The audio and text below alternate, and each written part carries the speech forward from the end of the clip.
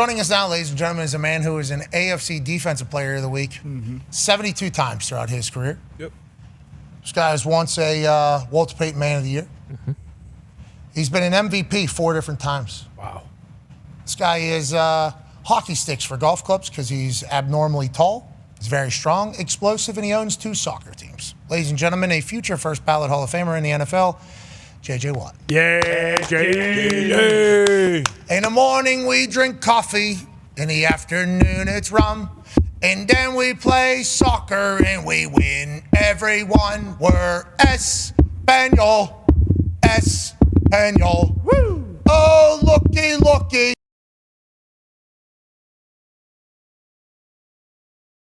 Sing that this week. No question about it. Okay. What a song. I don't know if their English is great, but we're number 3 in La Liga. Let's go, dude. Let's yeah. go, JJ. Never stop.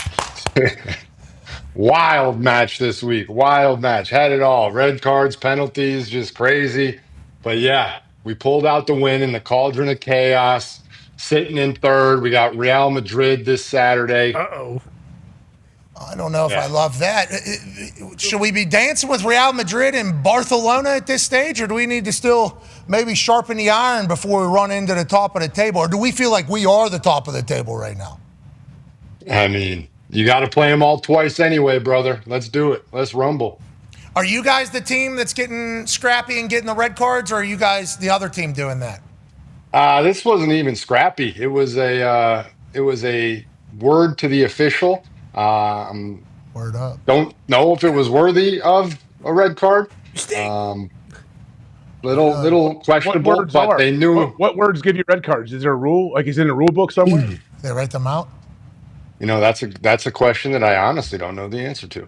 Well, this should Good be question, this AJ. is you protesting the red card, because if it's not listed out, how are we ever supposed to know? Because the line is only considered a line depending upon who judges what the line is. That's always like the fighting press conferences where, like, cross the line. The person's like, says who? They can cross the line with me. I want to the line where it's supposed to be. You ask CJ, GJ what the line is, and then you ask some other people what the line is. Going to have different lines. So they should have that in the rule book. I think Espanyol has got a case here. Some people don't have. Yeah, we came back. Don't worry. We got resilience. We got heart. We got desire. We got grit.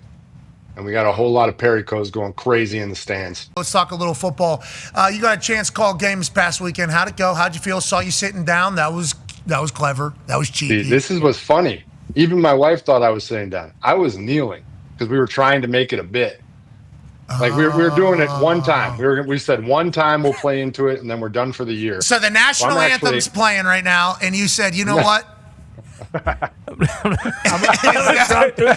that how we got to this? Is that what? I mean, you're just in it today. You're just in your bag. You're just in your bag. Digging deep. I am.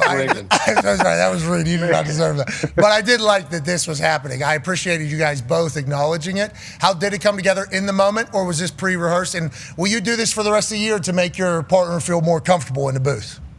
No, so we saw the reactions week 1, which was completely unplanned on anything. We didn't know it was I didn't even know it was that big of a difference in our heights from week 1. But obviously the internet took it and ran with it. So then we said, all right, we have to acknowledge it in week 2 because of how big it was. So he's on 2 boxes there. I'm on my knees. And we said, we'll let it die after week 2. So that was our shot at it, and now we're done. Very active booth. Go ahead, AJ. Jage, to pivot off of the booth there, Ben Johnson, Dan Campbell, they seems like they got some real heat there. I don't know if you've seen any of these clips from people like in the stands. They're showing their little greeting after the game. Have you ever seen anything like this where an offensive coordinator leaves, obviously in the division team rival? Like, it seems like these players are actually really upset, the Detroit players and coaches, at Ben Johnson. Do you think that's real? Do we have the clip? Because I've seen like a couple little handshakes here. It's not bad. I'm not saying they kill each other. Yeah, I'm I saying didn't think it was that bad, right? To me, Ben Johnson walking off the field and not going and seeing a lot of his Detroit players. I understand he lost the game, but Carson, or you see Jared Goff comes over and finds it, but he doesn't. He knows everybody over there. I'm just thinking, I guess it's a loss. You're dejected. You want to get off the field, but he still knows a lot of these guys. That's a great part of it. I think that part's better. The way that he handled Goff there and the way that he handled, some of the other guys. I'm with you. I do think that just like the human in you sees people that you just spent a few years with and some real, like, I think you give those hugs. And maybe he did it back. We don't know. Maybe he did it afterwards out of the locker room. He went to the family area and said hi to everybody. So I don't want to stand on that and say something. And then he comes out and is like, no, I saw every one of them. But seeing that on the field and just kind of knowing how you handle it after a game, I do think that there's clearly a little something there. I mean, he's pissed they lost. There's no doubt. And they didn't exactly lose in like a close game where it was down to the wire. They got it handed to him a little bit. So he's a competitor. He's frustrated, but that's a quick handshake. That like the quarterback that you were in the room with for the past couple of years and the guy that like worked hand in hand with, that's a very quick. They definitely still talk. MCDC right here, just kick your ass, man. Got out of there. Now, we don't know what he said. I'll talk to you in the back, man. I'll talk to you later, man. Yeah. Or, how's that feel, bitch? And then kind of walk out. There's a lot of different things that could be. And maybe he did say that final one, which is why Ben Johnson was like, I don't like this. Yeah. And was pouting off quick with the Jared Goff conversation. But also, I assume him and Jared still talk. I assume they still text with each other. I assume there was a plan. Some of the players came out saying they didn't like it. Jared Goff. I mean, there's zero eye contact there. He literally doesn't turn his head. Well, they say Ben Johnson's one of the most intense guys around. He's got their asses beat. I think everybody's like, stay out of the Ben Johnson storm. I think we all understand what's happening here. That might be the case. Or follow-up, they actually do hate this guy for going to the Chicago Bears. And isn't that kind of how the Ohio State-Michigan thing started? What do you mean? Didn't one coach go to Michigan from Ohio State or something like that and turn it into the big thing? Wasn't that like the history of Woody the or big, something? Woody didn't go over there. Coaches have. I mean, running back coaches over there now. That's how it started, from what I remember. I think there was some sort of flip, like kind of like Yankees, Red Sox, and Babe Ruth. No, yeah, maybe. I don't know. Is that what happened? Yeah, he went from the Red Sox to the Yankees. Woody Hayes and Bo Schembechler both coached at Miami of Ohio. Okay. So I think that may have been the origin story of their personal hatred with one another. Did they? Yeah. So those two are the reason that made the Michigan-Ohio State game, right? And then Woody goes to Ohio State. I feel like this should be a class at Ohio State. I feel like, AJ, you should have some insight here. I agree. So I'm just the fact that AJ did not have the answer there was a shocker to me. There wasn't an answer. There wasn't. It's a big game because it's a big game, and Bo and Woody elevated the game to where it is right now. That's what it is. Of course. So Bo and Woody information would have been a great answer right there. But Bo and Woody, I think, worked together, and then they went their separate ways, and then it turned into massive. Two good coaches coached two good teams for many years, and it was a great rivalry, and that's why it continues to be a great rivalry. So yes, thanks to Woody and Bo. How many did? What was Bear Bryant's coaching tree? Bruce Arians said yesterday. Was 47 or 67? Yeah. Head coaches. 47 head coaches or something came through the Bear Bryant system down there in Alabama and everything like that. There's going to be beef amongst them, And if Ben Johnson and MCDC and the Bears and the Lions have some sort of beef, just because of this move here, I think we would all love that. Now, football fans would enjoy a Lions-Bears beef, I think. So I will say after the game, Goff defended.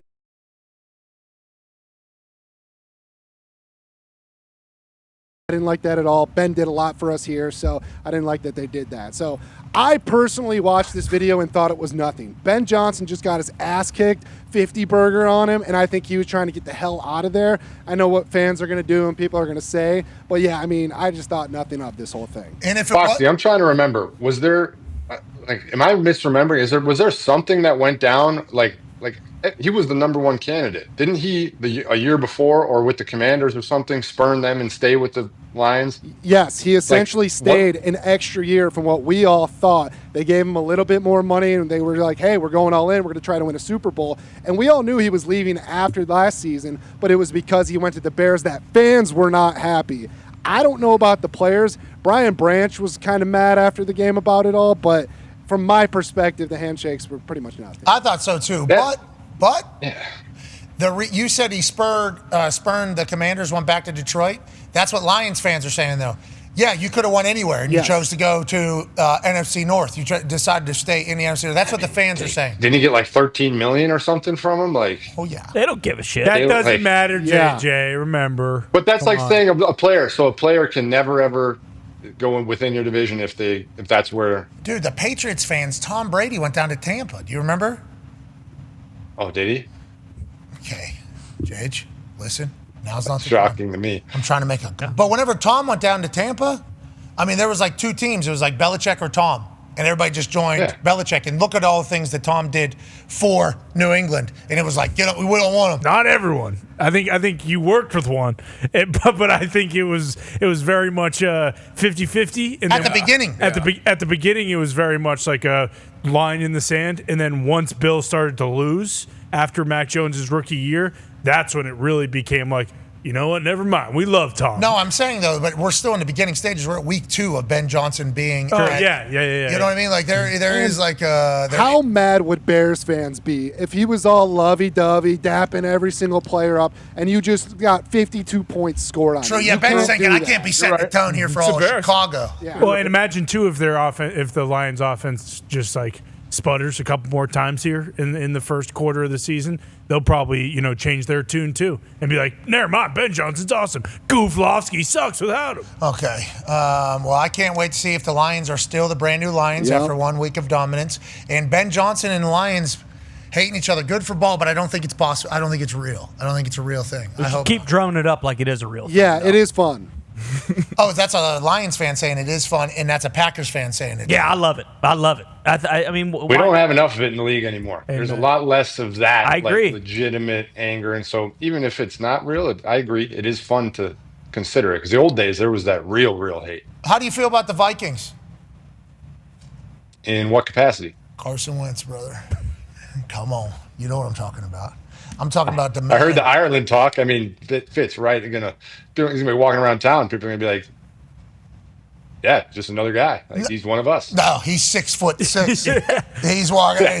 They're gonna say this is a super version of us walking around here. Obviously, this is the side that we are going to be on. The Carson Wentz experience definitely successful with the Minnesota Vikings because KOC is getting a veteran quarterback, and that seems to be the MO. Or maybe JJ McCarthy wasn't playing great because the whole offense wasn't playing great. Is that possible a situation? I mean, I agree with AQ and the fact that he's stepping into a tough situation without Aaron Jones, without Jordan Addison. It's not exactly what you're ideally drawn up, but KOC's a great coach. Like you said, Carson's a competitor. I'm interested to see what he looks like. I haven't seen him in a few years, right? So I'm very much looking forward to seeing how he's out there. You never know. Those guys get a second, third chance, and all of a sudden. You ever sprain both ankles of a quarterback before in one play?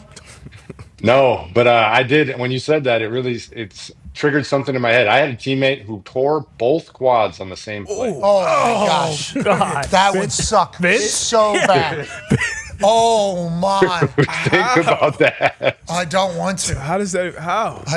Jumping into a ring, maybe? I don't know. Diving into a ring head first. It was the worst. Well, something happened in the Royal Rumble. Yeah.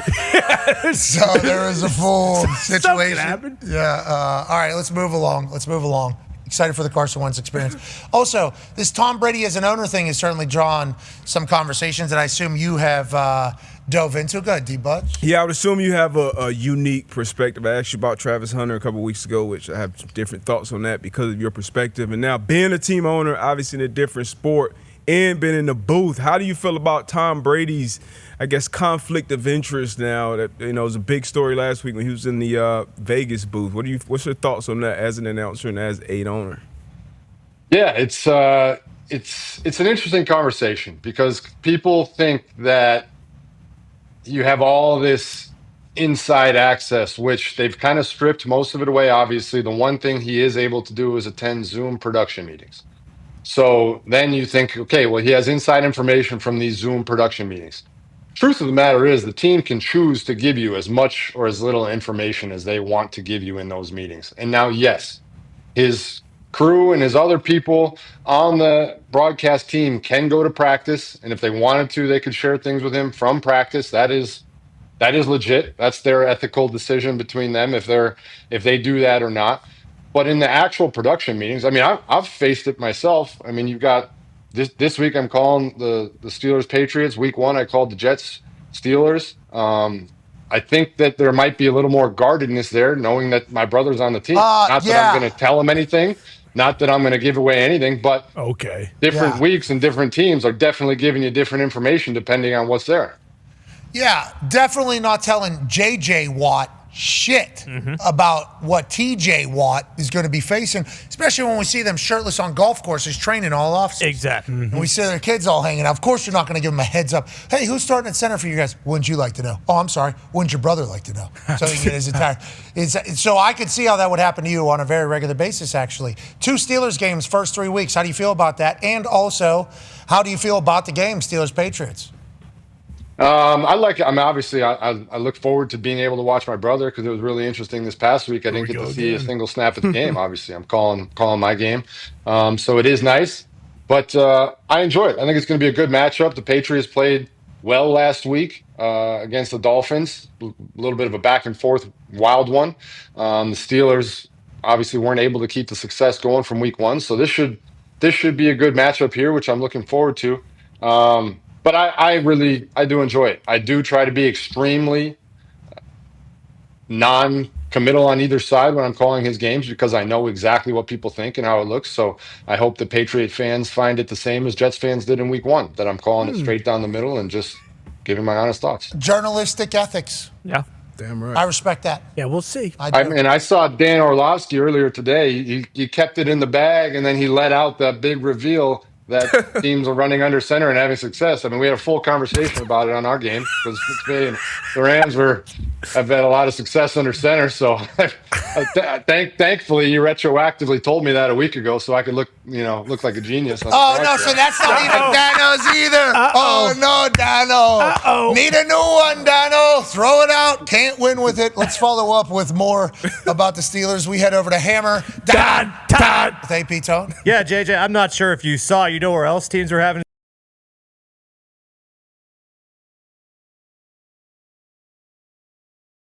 2.5 going towards him, and if I see them get gapped,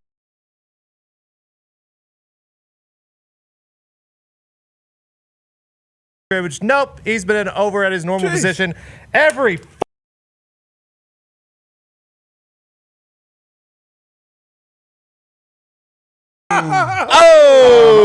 I saw Dan put this out, and I was honestly glad he put it out because I didn't want to be the one to bring it up on game day and have people say, "Oh yeah, of course you're going to bring that stat up. It's your brother." This has been happening. This is a very legit, and if you turn on the tape, it is extremely evident to see what's happening. The ball is running away from him almost every single time, and they're having significantly more success over that way as opposed to when they run towards him. So it's an issue. And it's something that you have to recognize and you have to try and combat, whether it's shifting fronts, moving guys, stunting. The initial answer you want to say is, well, yeah, in the run game, flip him to the other side. Well, offenses have alerts. They have checks. They'll just flip the play to the other side. That's kind of how it goes. So you do have to just also be better. And their run defense in general, whether it's left or right, just in general needs to get better. They know that. They've talked about it. And it doesn't help when you've got guys down, Derek Harmon, Loudermilk. So they need to stop that run quickly. But yeah, these are the type of charts you see every week. Okay, so is it because TJ's such a good run stopper that they don't want to run towards him? And also, by the way, I don't think that gets talked about a lot with guys that get to the quarterback a lot. So this seems like a massive compliment to your brother and his ability to play all 3 downs, brother, all 4 downs if needed. But what is it? Is it scheme? Is it strategy? Is it humans? What is kind of the way you answer this? And also on Tone's follow-up question, there was a conversation about him playing different positions, and we know checks, but is that still a thing? Did he prepare for that? And what are your thoughts on what that would add to a Steelers defense? Yeah, I mean, for your first question, if you're having success doing something, you're seeing other teams have success doing something, why would you go the other direction? Like if you're having all those long green lines run to the left, well, I'd probably keep doing that until it wasn't successful. And then there is the fact that he is extremely good against the run. It's something that he's done very well, something he prides himself on. So you can watch it on the film. It's standing guys up at the line of scrimmage, it's setting an edge, and it's turning the ball back inside, or it's making the TFL himself.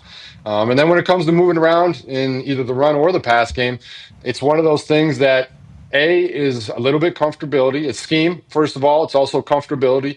He's been rushing in one spot his entire career, so it's old dog, new tricks. It can be hard to get a guy to do that if But he actually, if you watch, has had a couple successful rushes on the right side so far this year. But they have to do something there. A lot of chips, a lot of double, triple teams. I mean, I think he's, if you look at the numbers, I think he's had literally 6 legitimate one-on-one pass rushes this year. That's it. So too many. It's really, really tough. Yeah, how'd that happen? What idiot let that take place? Go ahead, D-Bud. Yeah, with a game record like that, AQ, I want to ask you, when you are putting together like the run tape plan, because I know there are checks, but like how much easier is it when you know where a guy like 90 is going to be, even like pass pro? Because you see with Micah in Green Bay, he's all over the line. So shit, JJ, when he played in Houston, he would move all over. So how much easier is that on the offensive game plan wise? It's easy because you know exactly where he's going to be. He's going to be on the offense's right, so you can just kind of go left a lot of the times. But with JJ, you can put checks in, right? Like, we'll just keep both Watt brothers in here. When he was down in Houston, we would have, when he was lined up in a 3 technique versus a 5 technique, we would run, check it wherever he was at. So we could get the double team with the tray, tackle tight end, or if he was in the 3, we can get the deuce block, go counter the other way. So if he was in the 5 technique strong, we would run duo. 5 technique, please explain. 5 technique outside of the tackle, so in between tackle and tight end, so you get the double team there. So regardless of where he was at, we were putting a double team on him. What if they're stemmed, AQ? What if they're stemming pre-snap, AQ, and he lines up in a 5 and drops to a 3 or whatever? Yeah, so that's part of game planning, right? Like if a team doesn't show that in any weeks in the previous 4 or 5 weeks when you're doing your breakdown, then you know exactly what's going to happen. If they start doing that and playing chess during the game, then obviously you're going to have to adjust and then come up with your own game plan and adjust during the game. But, you know, with them, when he was down in Houston. From your experience with O-linemen, did you like – so there's 2 – in my mind, or at least what I've seen in my career, there's 2 philosophies. You either run at the best player and put a double on him, or you just say, hey, we're going to run away and try and not let him chase it down from the backside. Which did you prefer as an offensive lineman? Liked running at the person because then you know exactly what's going to happen. And for you specifically, we'll just go back to you as the example.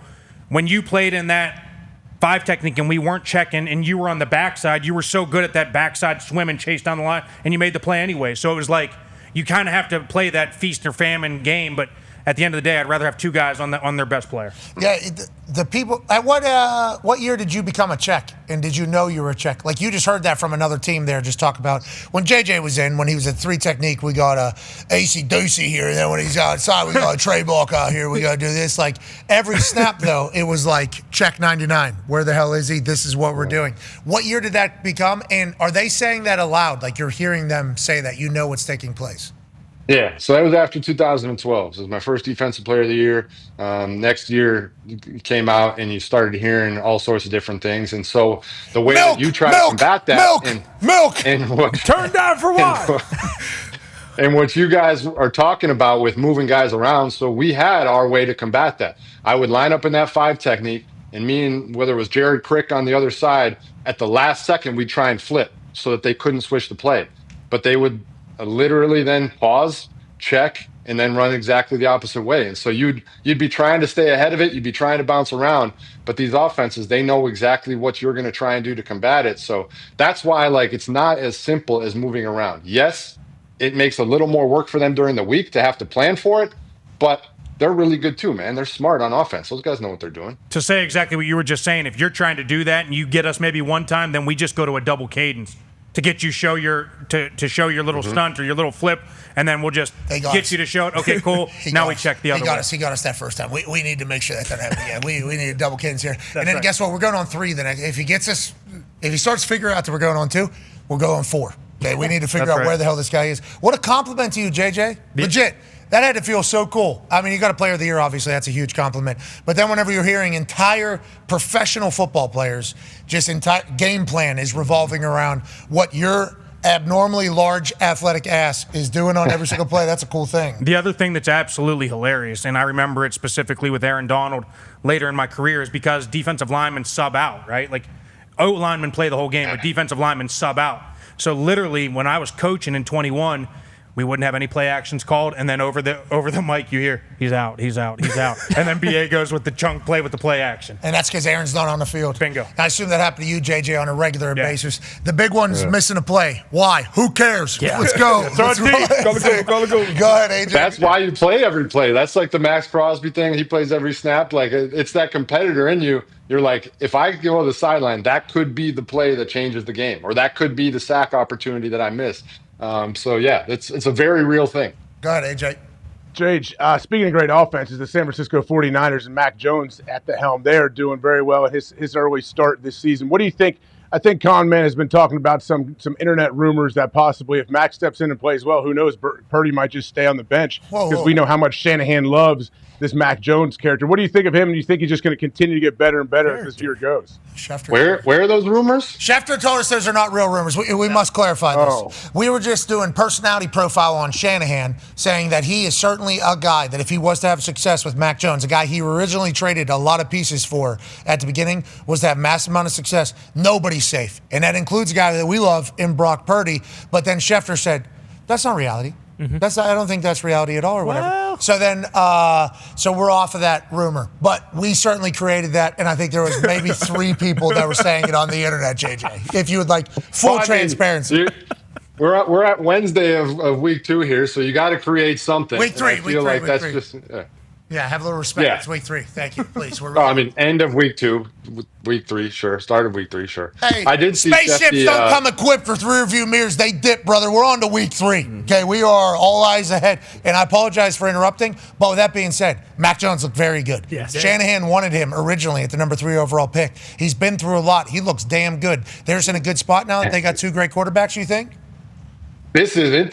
This is a fascinating part of being on the broadcast on the week. This is my first time seeing a few of these throws, and he is slicing and dicing out there. So he is having some success, it appears, and that's very nice to have an option like that behind your starting quarterback. And I'm sure the Vikings are hoping that they have a very similar situation in their locker room. Carson Wentz and Mac Jones, similar styles. Yeah. Similar. Kind of. Yeah, you could say.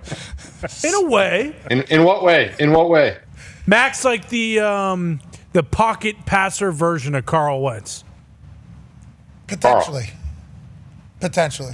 And if you sack him, you got to be careful because you might grab your leg and twist it. If we're not punting, that means we're winning. Rigoberto Sanchez, one of the best in the game, has been around for, I think this is his 9th season now.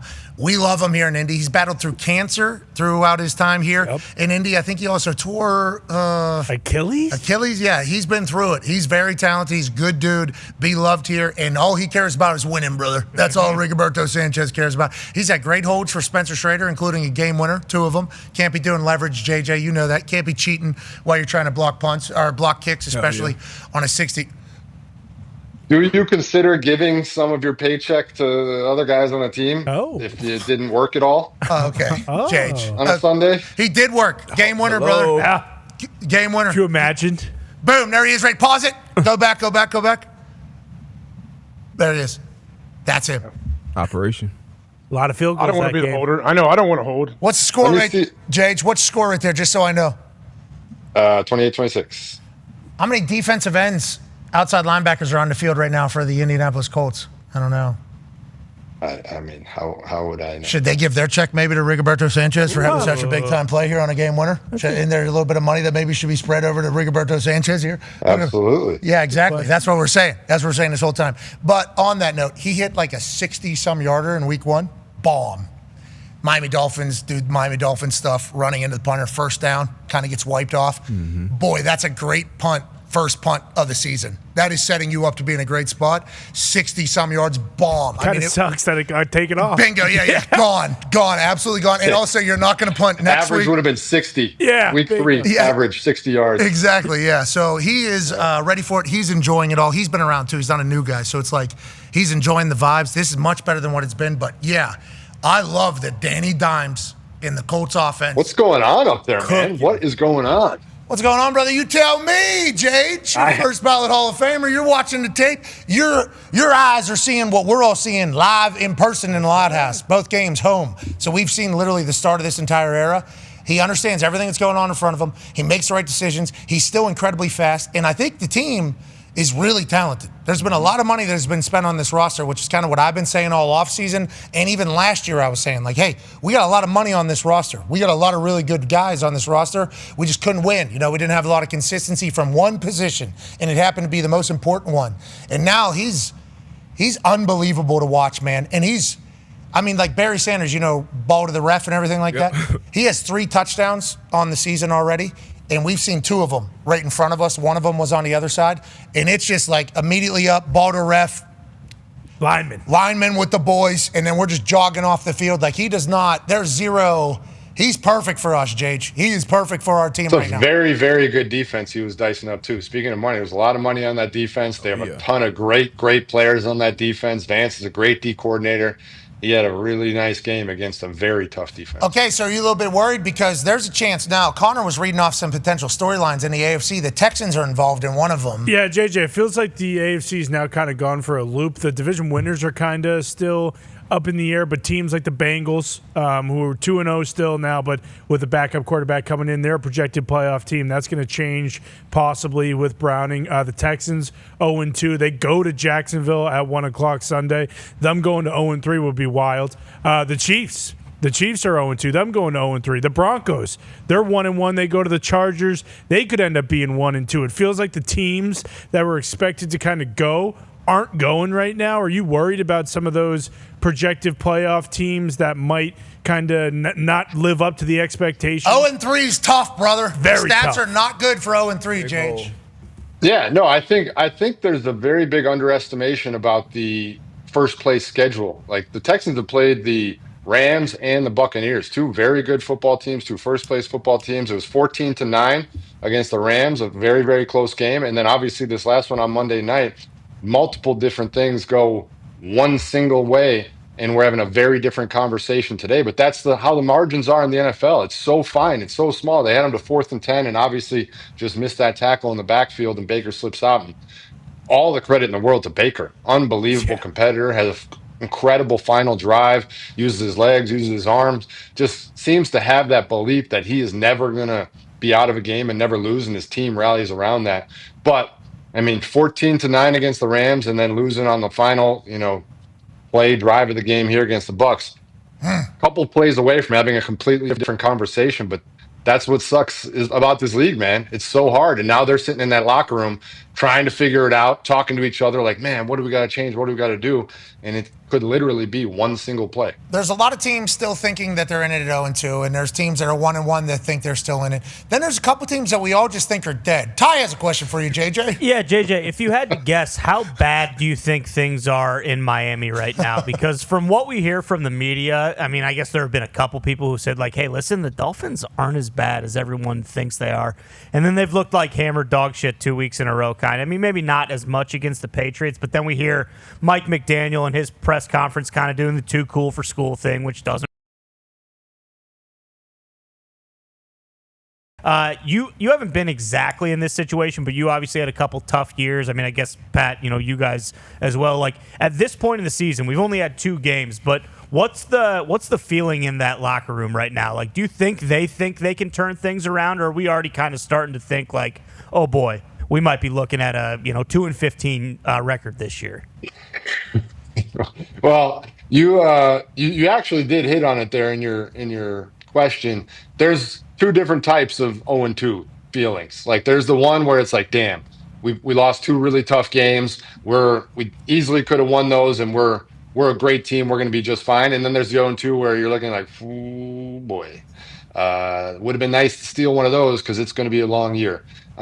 You look at theirs, this last game, the Patriots. I mean, I was just watching the film earlier. They have that return touchdown where all of a sudden you're like, oh, Dolphins, they kind of got this one. And then immediately the Patriots run the kickoff back for a touchdown. Another one. That's Vrabel's boys. Everything is just crushed. So, yeah, it's tough, man. And then it's just when it starts to snowball and when everybody's already kind of on your ass already as it is, and then you go 0-2, and then the snowball gets bigger and bigger, man.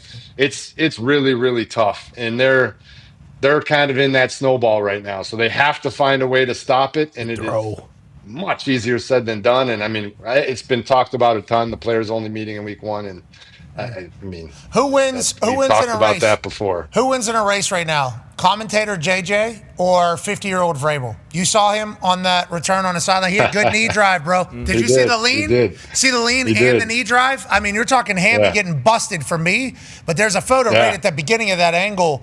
He still got it. I don't know how he's able to. Great shin angle. Yeah. Great shin angle. We, in our game, had Sean McVay apparently pop his plantar fascia. So coaches on the sidelines running Brian Kelly's are going down. Blue tent.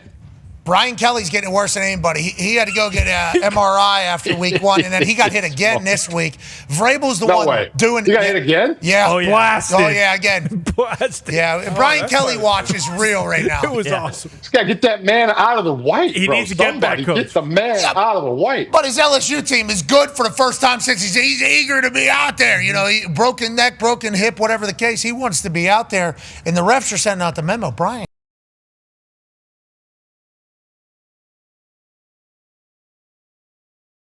No, Brian Kelly. Why not? You kidding me? Are you kidding me? Why? If Some low-level staffer, hey, you're going to be Brian.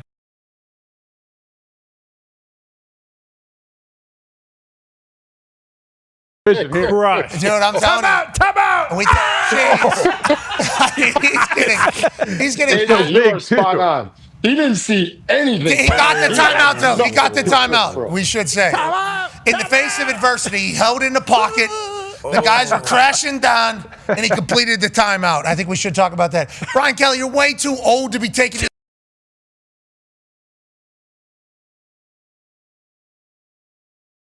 And I want to say, Brian, congrats, dude. Yep. Just keep on chugging. This guy's taking 2 huge shots this season.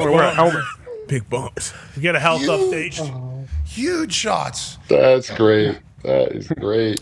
Okay, we would like to say thank you to you for joining us on this day. And we would also like to say congratulations to your Espanyol team. Yeah. And we've been told the Burnley team not going to get relegated after this season. Let's go. So congrats on everything. Your calling game's great. Obviously, we're very appreciative of your time on Wednesdays. Your teams are good. Good for you, Jage. Everything seems to be going great. Hope the family's amazing.